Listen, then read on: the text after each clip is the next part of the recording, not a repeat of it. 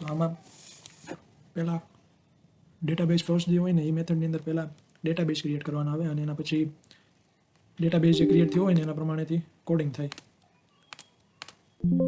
તો એમાં છે ને ડેટાબેઝ માટે આપણે બે વસ્તુ યુઝ કરીએ કે એક તો એસક્યુએલનું જે ડેટાબેઝ હતું ને SQL Studio 2022 એ યુઝ કરીએ કે નકર પછી VS કોડનું જે આ આવે ને એ યુઝ કરીએ કે તો VS કોડનું જે છે ને આ વિઝ્યુઅલ સ્ટુડિયો કોડનું એનું આ સોલ્યુશન એક્સપ્લોરર ખોલવા માટે વ્યૂમાં જઈને SQL સર્વર ઓબ્જેક્ટ એક્સપ્લોરર ખોલી એટલે આ ખુલી જાય. આની અંદરથી આપણો જે ડેટાબેઝ સર્વર હોય ને ડેટાબેઝ સર્વર એ એક્સેસ કરવાનો. એ દર વખતે લગભગ નહીં આવે એની આટલું પહેલાં અહીંયા ક્લિક કરવાનું, પછી અહીંયા લોકલમાં, પછી આ ફર્સ્ટ અને કનેક્શન સર્ટિફિકેટ ટ્રુ કરીને પછી કનેક્ટ કરી નાખવાનું. એ કનેક્ટ કરી દે એટલે અહીંયા દેખાઈ જાય.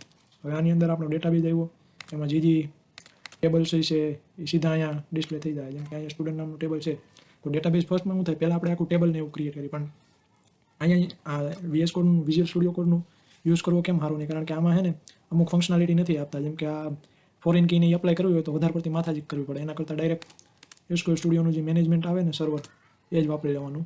તો અહીંથી પહેલાં એ ઓપન કરવાનું. બેમાં કામ તો સેમ જ છે, પણ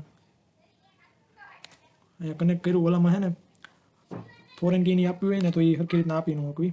આમાં જેમ કે આ કોડ ફર્સ્ટ છે એટલે એક્સપાન્ડ થા એની અંદર આ ટેબલ. અહીંયા પહેલાં આપણે ટેબલ બનાવવાનું, હાલો ગમે એ ટેબલ હોય એ ટેબલ બનાવી નાખવાનું આપણી રીતે. અહીંયા ID આપી, પછી આને પ્રાઇમરી કી આપવી હોય તો અહીંથી રાઇટ ક્લિક કરવાનું, સેટ પ્રાઇમરી કી. પછી અહીંયા એની ટાઈપ આપવી હોય એ અહીંયા ડ્રોપડાઉનની અંદર બધી ટાઈપ આવી ગયેલી હોય. પછી આપણે GUIમાં કરતા યાદ હોય તો અહીંથી ઓટો ઓલું કરવા માટે શું કહેવાય, ઓટો ઇન્ક્રીમેન્ટ કરવી હોય પ્રાઇમરી કીને તો આ નો રહ્યું એને યસ કરવું પડે. તો આ ઇઝ આઇડેન્ટિટી રહ્યું એની ઉપર ડબલ ક્લિક કરવાનું.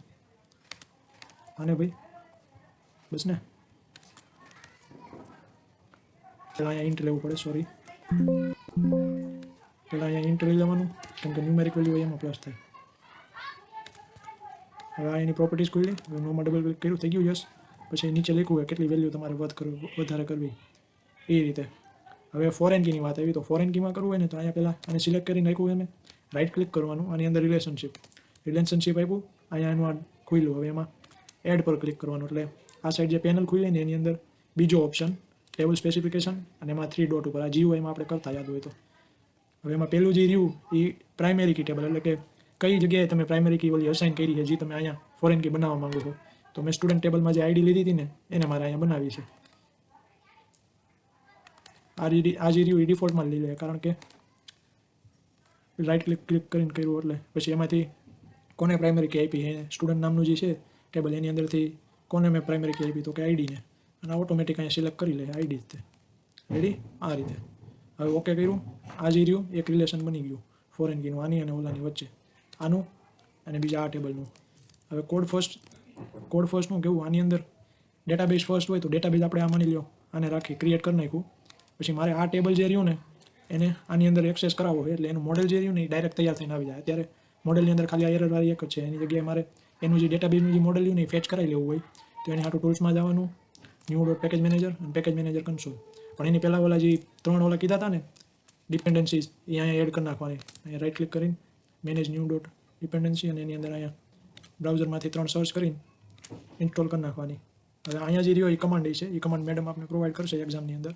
એની અંદર સ્કેફોલ્ડ DB કન્ટેક્સ, પછી સર્વરનું નામ, પછી આ સર્વરનું નામ જે રહ્યું એ અહીંથી લેવું હોય તો અહીંથી, નકર પછી અહીંયા કનેક્ટ પર ક્લિક કરવાનું અને આ જે આવ્યું એને ડાયરેક્ટ કંટ્રોલ C કરી કોપી કરી નાખવાનું.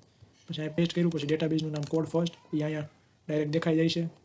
પછી ટ્રસ્ટ કનેક્શનનો પેરામીટર ટ્રુ આપવાનો, મલ્ટિપલ એક્ટિવિટીનો પેરામીટર આ યાદ નથી રાખવાનું, મેડમ આપણે સામે પ્રોવાઈડ કરશે.